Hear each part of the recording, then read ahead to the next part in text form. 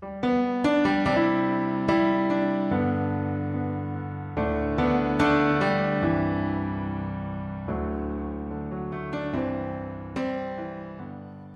Romans 5:8 it says, "But God demonstrates his own love for us in this, while we were still sinners, Christ died for us." It's kind of hard for my life to actually pinpoint one area of what God has done in my life as far as grace, because there's been so many times that God has rescued me. And so I guess to sum up God's grace is here I am. That love that you guys showed me was just overwhelming, even though maybe not everyone was like, "Oh, why is he here? What's the meaning for him being here?" You know, because people go to church and they show up on Sunday.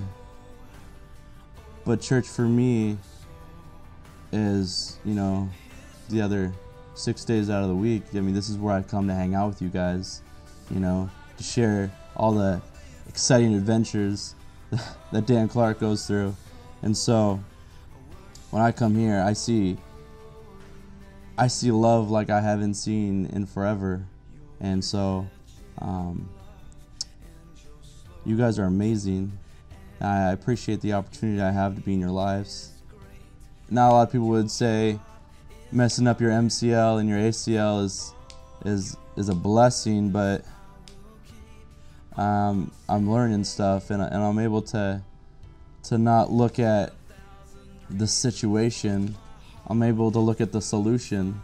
It's one thing us men learned that iron sharpens iron.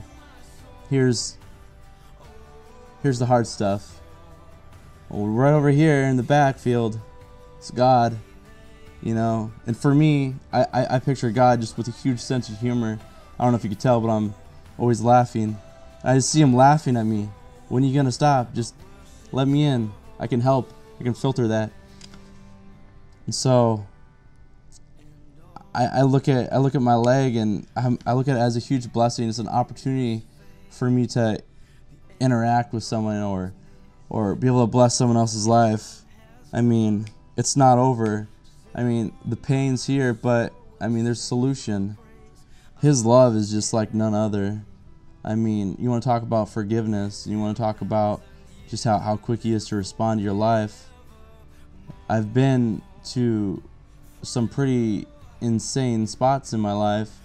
I don't know how I'm still alive sometimes.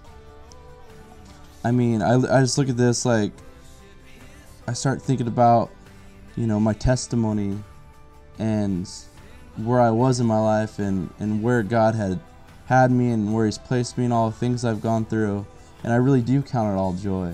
And I really do look at my situation and how blessed I am because I was able to go through all that to get to where I am now. So I can build up another generation. I can prepare a generation to break the chain, to get off the hamster wheel, to be the difference. It's my motto, to be the difference, be the change.